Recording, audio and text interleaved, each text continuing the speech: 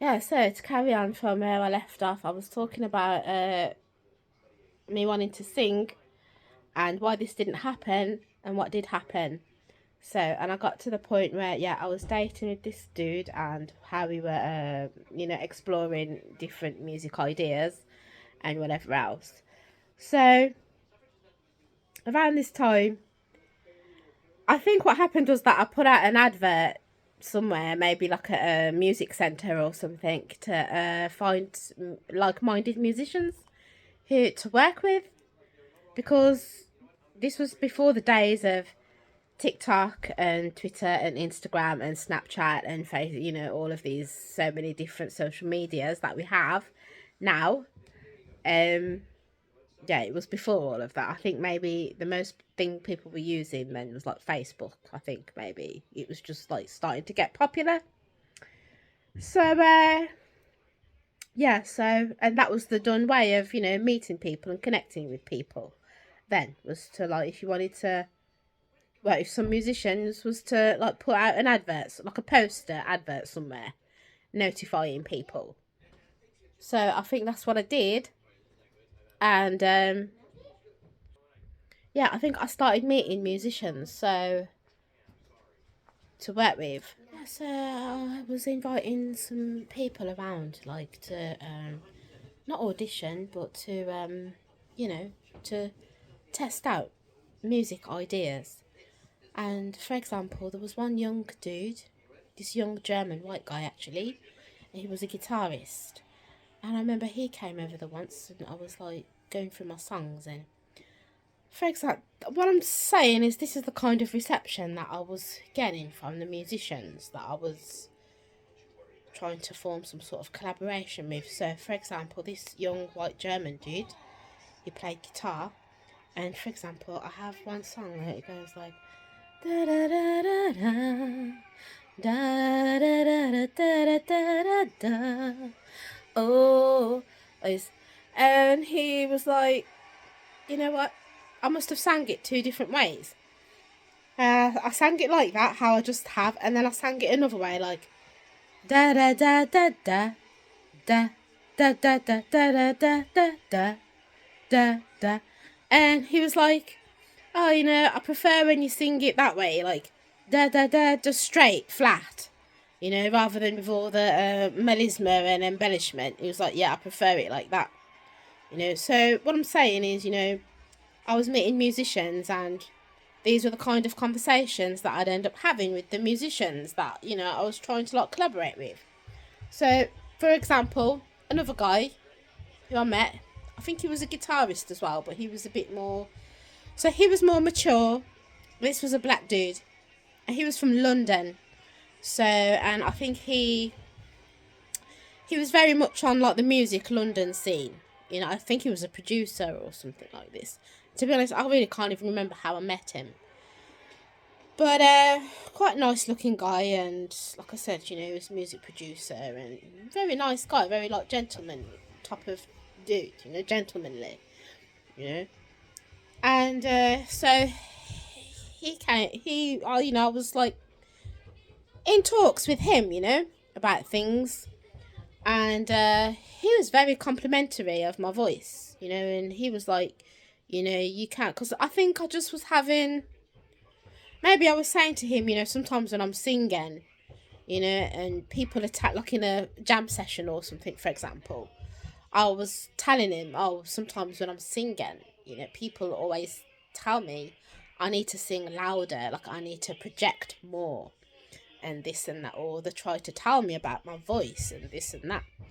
And I appreciated what he had to say to me, because he was from London. He was very much, he had circuited the London music scene, and he was very encouraging and he was very complimentary, telling me, your voice, you've got a really good voice. He was like, there's nothing wrong with your voice, and you don't need to sing louder. He goes, what it is when you come to perform, that's where you need a professional. I keep looking at, never mind.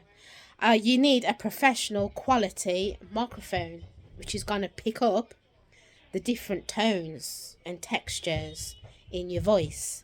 and it's the microphone that's gonna project your voice, but you don't actually need to sing louder, you know. So he was somebody out of the people that I was meeting who knew what he was talking about, you know. And as I said, I appreciated that sort of advice. So, as well as this, you know, there was, at the time, there were various things going on. And, you know, I was meeting various people. There was a lot of stuff going on. And like I said, there was, I had other things going on as well in my life as well, you know. And I think I just was approaching the whole singing thing quite naive and quite free flowing, you know, sort of like an adventure, you know, and learning as I was going along. But I think from meeting him and discussing, talking with various people, I I started to understand that, you know, yeah, about, I started to understand that I myself needed to get clear about what kind of direction I would want to take my singing, because you've got different types of singers. So, for example, and I think it was this dude actually, his name was Michael, who was emphasising this to me. You have different kinds of singers. Some singers, when they're in the recording studio, they sound really good. But when they sing live, they sound totally different and they don't sound as good. You have other singers, when they sing live, that's when you really hear the tone and the quality and the texture and the soundness of their voice. You can put the same singer in a recording studio and they don't sound the same. And, you know, from this, I started to understand that also you have different kinds of professions within singers. So, for example, you could work as a voiceover for advertisements, you know, or, you know, you could more so like pursue a live audience, live public singing career, or you could more so pursue like a recording career. And you have to find your niche. What's the best thing that's going to suit you and your voice and your overall persona and capabilities and talents. You know, so all of this I'd never even really thought about before. You know, my initial approach was just, I want to sing. I've got these songs that I've written. I'd like to produce them, just have fun, you know, meet some musicians and get working on things. And I realistically thought it was going to be that easy. And to be honest with you, I don't know why it wasn't that easy. It was like every person that I was approaching to do music, it just seemed like this big complicated thing, you know, as if I'd asked to collaborate on some big like political NASA brain scientist project or something, where all I wanted to do was get together with a bunch of like-minded people, musicians, and work on some songs. I don't know why, what was going on. I just felt the elements or the energies were just not coming together in the atmosphere, in the universe, whatever you want to call it, to just make this thing happen. It just seemed, how I felt, was like something was just not making all the elements. It just wasn't happening, you know? But in saying that, at the same time, I think it was partially myself, because there were people who I met who, for example, you know, they would give me like CDs of music samples on there and say, oh, you know, work on this or work on that, you know. And I just never really did, you know. But I think the reason being because ultimately I wanted to work on my songs that I'd written. That was the reason. And so scenarios that would occur would be things such as this, that Michael dude, this black dude that I was telling you about. I started to realise that he took a liking to me. And because we went a few places with each other once. And yeah, I started to understand that he wanted a relationship. I think he just spelled it out to me the once and said, you know, he's looking for a relationship and he likes me and he would like a relationship with me.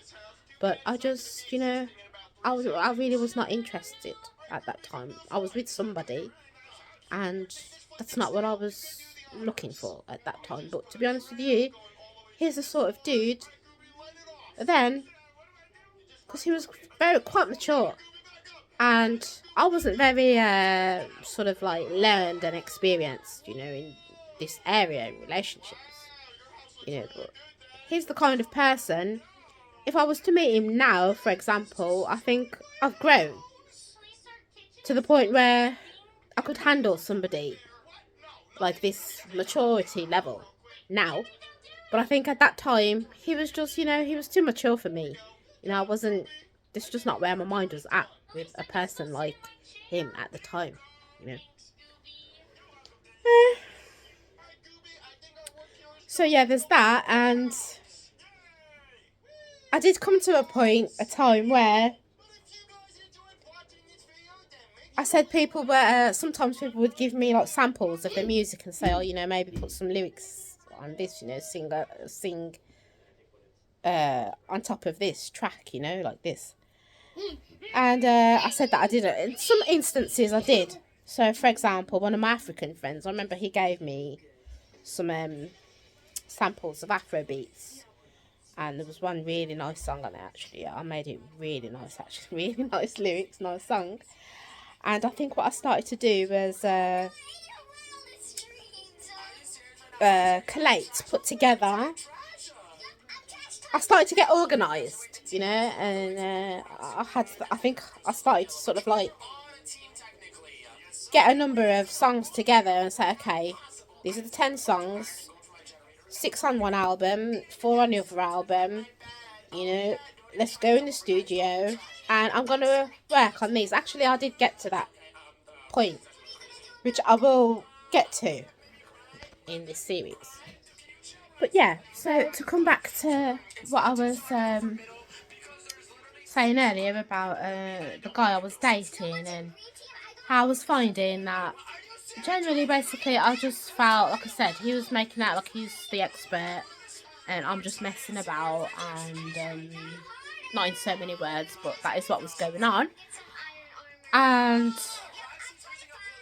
I just got to the point myself, the stage myself, where I just thought, you know what, this guy is, it was me, you know, I just had this apprehension because of other things I was going through as well at the time. And, you know, as I said, to sing publicly in front of people, it's always something I get quite nervous about, you know, and I needed to gain that,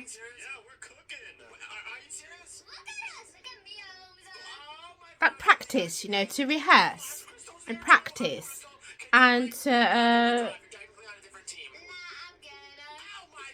get that ease of performance, which only comes with the more you do something, the more easy, the more comfortable you become in this thing. But there was just like, it's like everything was new, you know. I just got back from a totally different country, back to the UK. I was in a brand new relationship. I was meeting brand new people, you know. I think I was trying to complete my course, my studies, you know, and then on top of it, you know, I'm meeting new people, singing in front of them, which I'm already like quite apprehensive and nervous about. So it was just like overload, you know, of like anxious feeling, you know, which was just exacerbating my whole feeling about the thing, you know. Just too much like intensity, you know, like this. So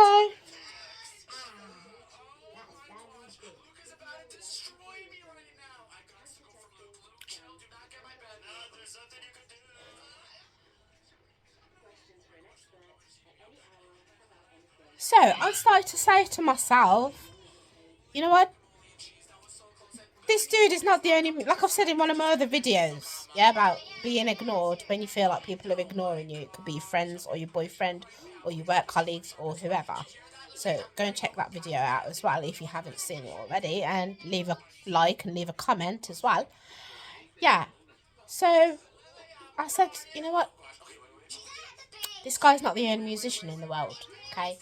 There's other people. Because I think I was just becoming too heavily dependent and reliant on his validation and his relationship for some reason. Obviously, I realise and I understand all of this now, you know. But when you're going through things at the time, you're not processing your own emotions because you're going through it, you know. Obviously, in hindsight, I've become aware, you know, of what was going on. And that is what was going on. You know, I was becoming too heavily dependent on just this one person, you know, for my validation and I was relying on him too much, you know. So, yeah, and I started to come to realise this. I said, you know what? There's other people I can work with. And so that's what I started to do. And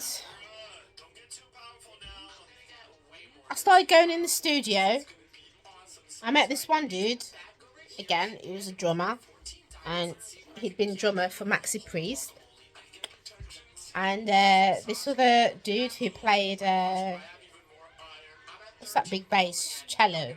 The big bass one. Like the bass cello. What's it called again? Viola or something. Who was a musician in a show that I was in. You know. We went into the studio a few times. Started working. Oh, yeah.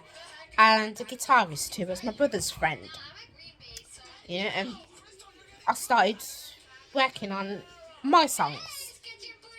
Because I was getting to that point where I was like, you know, all this is fair and good enough, but I want to work on the songs that I've written myself because I know that they're damn good.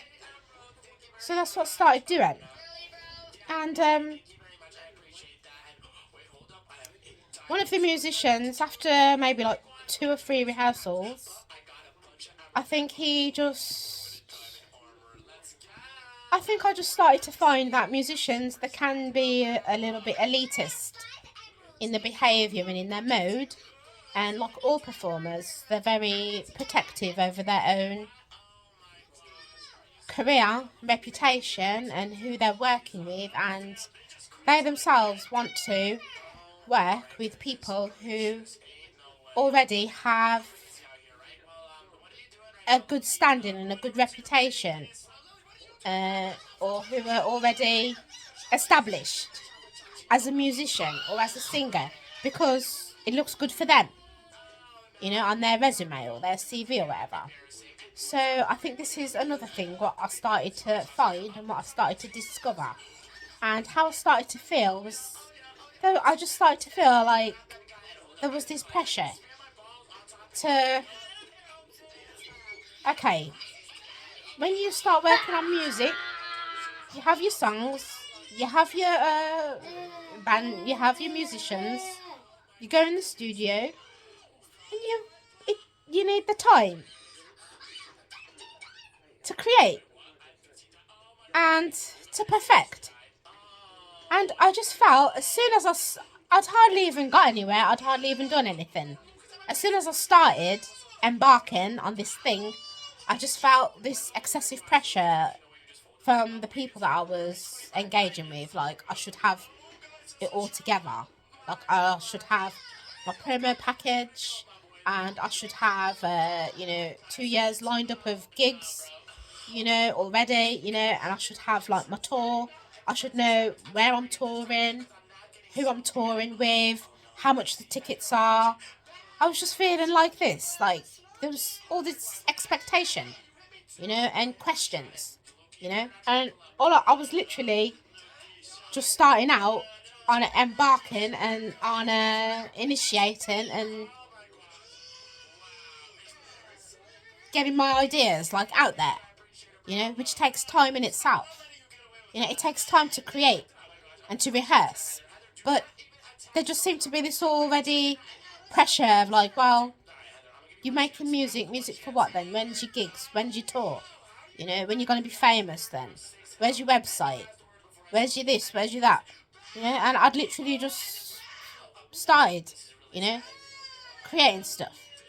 You know, a person needs to be given time.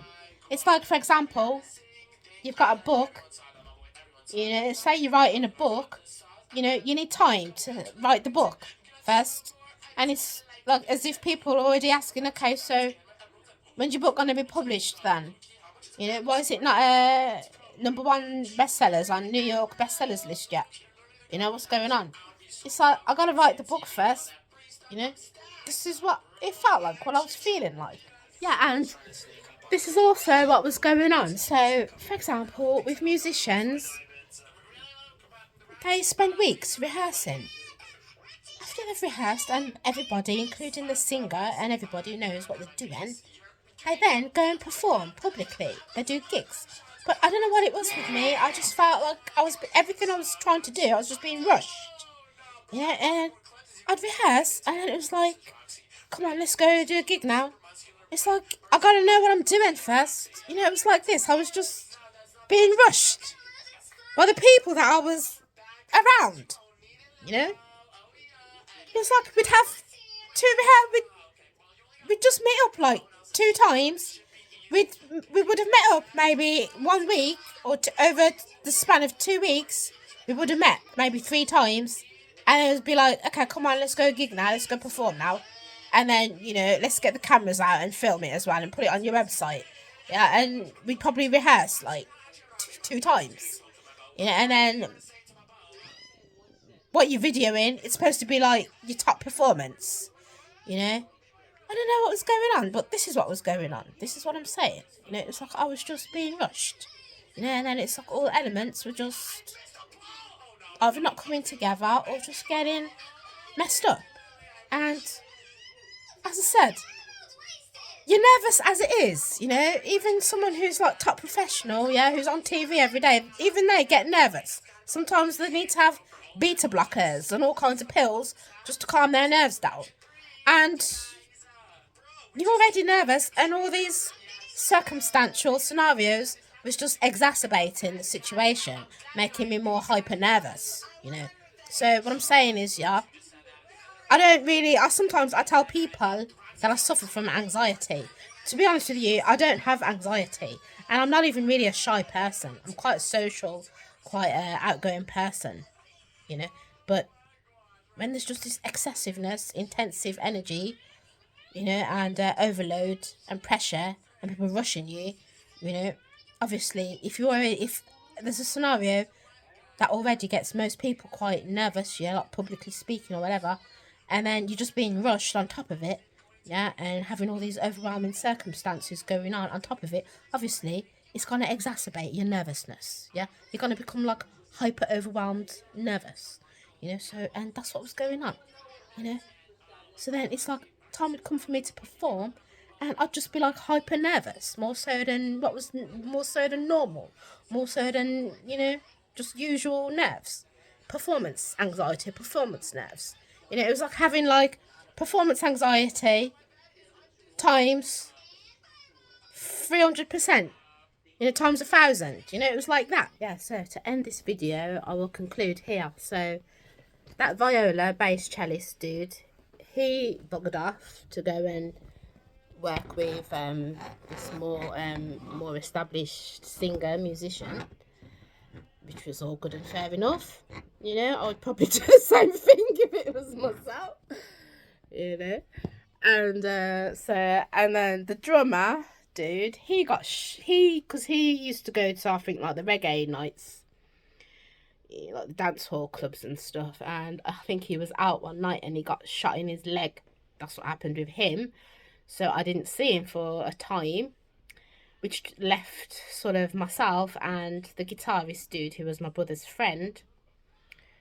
But there was a time where before the drummer he got shot in his leg, there was just myself, him, the drummer, and this guitarist dude, my brother's friend, and the three of us, we made some really nice tracks in the recording studio.